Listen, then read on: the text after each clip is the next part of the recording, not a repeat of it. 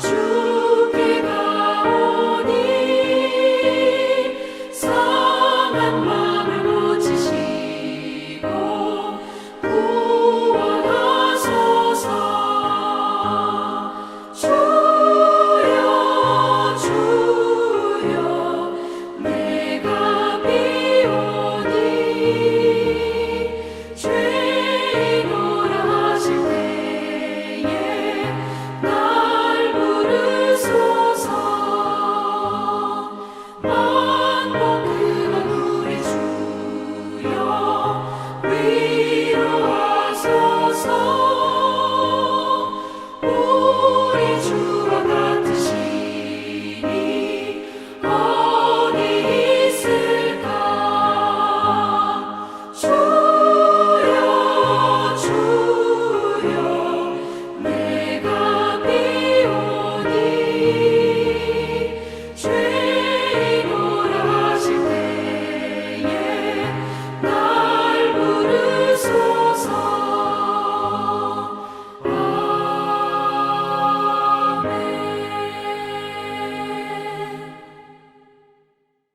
오늘 우리에게 주신 하나님의 말씀은 누가복음 5장 27절부터 39절의 말씀입니다. 신약성경 96쪽입니다.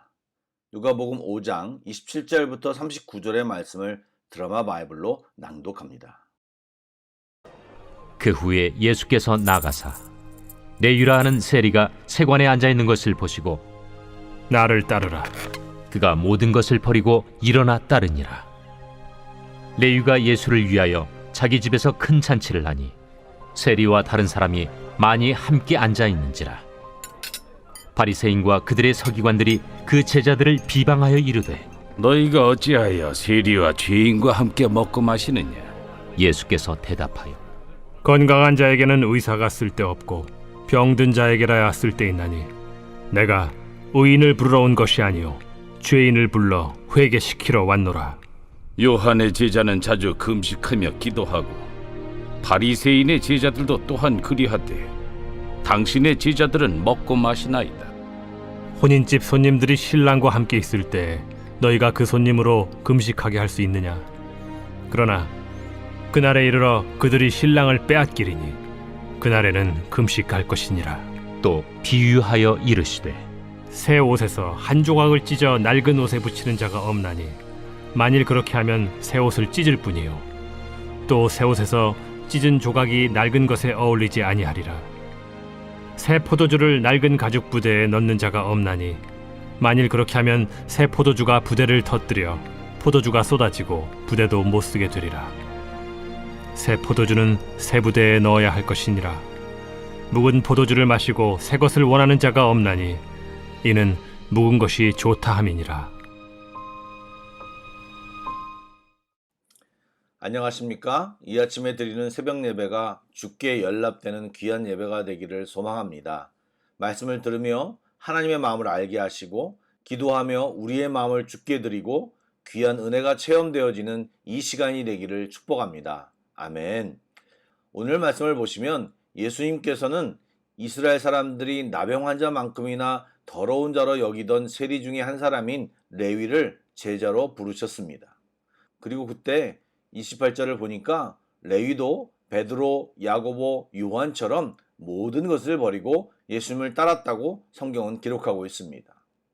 그리고 레위가 예수님을 위해 큰 잔치를 베풀었는데 꽤 많은 사람들이 참석했고 그때 바리새인과 서기관들이 예수님의 제자들을 그 자리에서 비방하였습니다. 어떻게 비방했나요? 어찌하여 너희들은 세리와 죄인들과 함께 먹고 마시느냐 하는 것입니다. 보는 각도에 따라 대답하기 곤란한 비방이었을지 모르지만 예수님은 한마디의 말씀으로 모든 상황을 해결하셨습니다. 예수님은 건강한 자들이 아닌 병든 자들을 위해 오셨다라고 말씀하셨습니다. 다른 말로 말하면 의인을 부르러 온 것이 아니라 죄인을 불러 회개시키러 오셨다고 말씀하셨습니다. 앞서 베드로나 나병 환자 등을 보면 자신의 더러움과 주님의 주권을 인정하고 주님이 내 인생에 필요하다고 주님 앞에 나와왔을 때 주님은 그들을 적극적으로 만나 주셨습니다. 사실 바리새인은 의인이 아닙니다. 스스로 의인을 자처하는 사람입니다. 그들도 예수님이 필요한 자들입니다. 그러나 그들은 주님을 받아들이려고 하지 않았고 판단하고 평가하고 수많은 증거를 보여줘도 자기 주장만 하는 죄인들이요 영적으로 병든 자들이었습니다. 여러분, 그들은 주님을 끝내 받아들이지 못했고 배척했습니다. 그 배척은 주님을 죽이는 일까지 이어졌습니다. 그러나 자신의 연약함을 인정하고 주님을 맞이하고 주님께 나아온 자들은 주님께서 그들의 병을 고쳐주실 뿐만 아니라 죄도 용서해 주셨고 더 나아가 주님의 일에 동참하는 자로 세워주셨습니다. 바리새인들과 서기관들처럼 자신만의 착각에 빠진 사람들은 그 당시만 있지 않습니다. 오늘날에도 일부 기독교인들은 이름 있는 교회를 다니는 것이 마치 명품백을 든 것 같은 마음가짐을 가지시는 분이 있습니다. 또한 직분을 받는 것을 천국행 열차에 1등석을 잡은 것으로 오해하시는 분들도 꽤 있습니다. 그리고 가진 자가 못 가진 자를 무시하듯이 교회를 다님으로 나는 구원받은 자니까 세상 사람들은 구원받지 못한 자로 차별하듯이 생각하고 대한다면 바리새인과 서기관들과 똑같은 자들이 되는 것입니다. 교만함을 버리고 잘못 높아진 마음을 주님 앞에 나아가 해결해야 합니다. 우리도 죄인이었을 때 주님이 구원하셨고 은혜로 의인이라고 인쳐주신 것 뿐입니다. 저도 얼마 전에 느낀 것이 있지만 나는 저 사람과 달라라고 생각했지만 내가 정죄하고 있는 사람의 행동과 말, 생각을 똑같이 내 자신이 하고 있음을 발견하고 소스라치게 놀랐습니다. 하나님이 정확히 알게 해주셨습니다. 모든 것이 주님의 은혜이기에 내가 이 자리에 있음을 다시 한번 고백했습니다. 그러므로 아직까지 주님을 믿지 않고 모르는 자들을 정죄할 것이 아니라 국률의 마음으로 주님처럼 기다려주고 기도해주고 격려하고 용납함이 필요한 것입니다. 또 주님을 믿지만 아직 부족하고 가시 많은 사람들이 변화될 때까지 기다려주고 기도해주고 격려하고 용납함이 똑같이 필요한 것입니다. 또 내가 하고 싶은 대로 내 마음대로 사는 삶이 아니라 우리를 향하신 주님의 뜻과 마음을 묻고 깨달아 우리가 주님의 사역에 동참하며 사는 삶이 우리에게 필요한 것입니다. 안타깝지만 오늘날에도 예수님을 뒤따라가며 주님의 일들을 감당하려고 할 때 사람들에게 오해와 비방을 받을 때가 있습니다. 그럴 때 주님처럼 온유하게 행동하시기 바랍니다. 그리고 하나님의 나라를 위해 욕을 들으면 하늘의 상급이 크다라는 사실을 아시고 오히려 마음을 잡고 하나님께 감사를 드리며 하나님의 위로를 받으시길 권면드립니다. 바리새인들이 말한 것처럼 요한의 제자와 바리새인들의 제자들은 금식을 했습니다. 바리새인들은 매주 월요일, 목요일에 금식을 했습니다. 이러한 금식은 율법으로 정한 것이 아니라 그들의 전통이었습니다. 여러분, 금식을 왜 할까요? 금식은 바로 인간의 기본적인 욕구인 식욕을 억제하는 것으로 자신의 세속적인 욕망을 절제하고 자신의 마음을 하나님의 뜻에 맞춘다는 의미가 있습니다. 그러므로 금식은 단순히 음식을 먹지 않는 그 자체가 아니라 자신의 세속적인 욕망을 절제하고 하나님의 뜻을 쫓는 것이라고 할 수 있습니다. 이렇게 볼 때 바리새인들의 금식은 진정한 금식과 이미 거리가 먼 형식적이고 자기의 경건을 과시하고 사람들에게 인정받으려는 욕망으로 가득 찬 행동인 것입니다. 이미 우리가 생각하는 금식과 기도는 아닌 것이지요. 또한 유대인의 금식은 참회, 슬픔, 계시를 받기 위한 준비 등의 표현으로 여겨졌습니다. 그래서 그 당시 그들이 생각하는 금식은 이스라엘의 회복을 위한 준비라는 의미를 부여했다고 합니다. 그래서 금식을 하지 않는 예수님의 제자들은 이스라엘의 회복에 대한 관심이 없는 것처럼 여겨졌을 것입니다. 그러나 그들이 기대하는 이스라엘 회복보다 더 큰 구원을 이루실 메시아 예수님을 만난 제자들은 메시아가 오기를 고대하고 금식할 필요가 없는 것입니다. 이미 오셨기 때문입니다.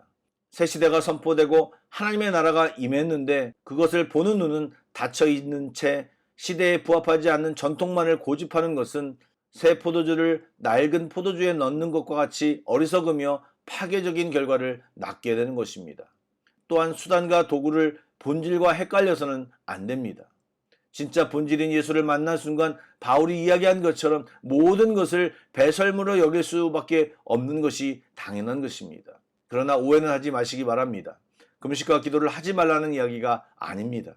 금식과 기도를 할 때가 있고 꼭 해야 할 때도 있습니다. 그것을 통해 하나님의 마음을 알고 중요한 시기에 하나님과 더 친밀하게 만날 수 있습니다. 그러나 그것이 자랑이 되고 벼슬이 되고 그것을 하지 않는 사람은 나보다 못한 사람이야 이런 생각을 한다면 그 사람은 금식과 기도를 제대로 하지 못한 사람이요 금식과 기도를 잘 모르는 사람인 것입니다. 사랑하는 여러분, 우리는 영적으로 건강한 사람입니까? 주님께 전진해 나아가고 있습니까? 나를 통해 주님이 증거되고 있습니까? 아니면 바리새인이나 서기관들처럼 말만 하고 껍데기만 보여주며 자기 가시에 취해 있는지 우리 자신을 돌아보아야 할 것입니다. 영적 교만이나 특권 의식 속에 젖어 있다면 이미 구원이 전적 은혜임을 잊었다는 증거가 되는 것입니다. 주님을 제대로 알고 섬기는 삶, 겸손한 삶, 남을 높이는 삶, 복음을 열심히 전하는 삶을 살며 우리의 신앙을 삶의 변화로 이끌어내는 삶을 사는 우리 모두가 되기를 축복합니다. 아멘. 기도하겠습니다. 우리를 위해 끊임없이 애쓰시는 하나님, 주님의 이름을 높여드립니다. 오늘도 말씀을 통하여 우리를 가르쳐 주시니 감사를 드립니다. 주님을 정확히 바라보게 하시고 마땅히 이 땅 가운데서 해야 할 일들을 잘 감당하는 저희들이 되게 하여 주옵소서. 교만함을 내려놓고 주의 말씀으로 새롭게 되어 주님을 모르는 자들을, 연약한 자들을 섬기게 하여 주옵소서. 비본질에 목숨 걸지 않게 하시고 본질이신 주님을 온전히 바라보게 하여 주시옵소서. 예수님의 이름으로 기도드립니다. 아멘. 계속해서 찬양곡을 묵상하시고 합심기도와 개인기도로 나아가겠습니다.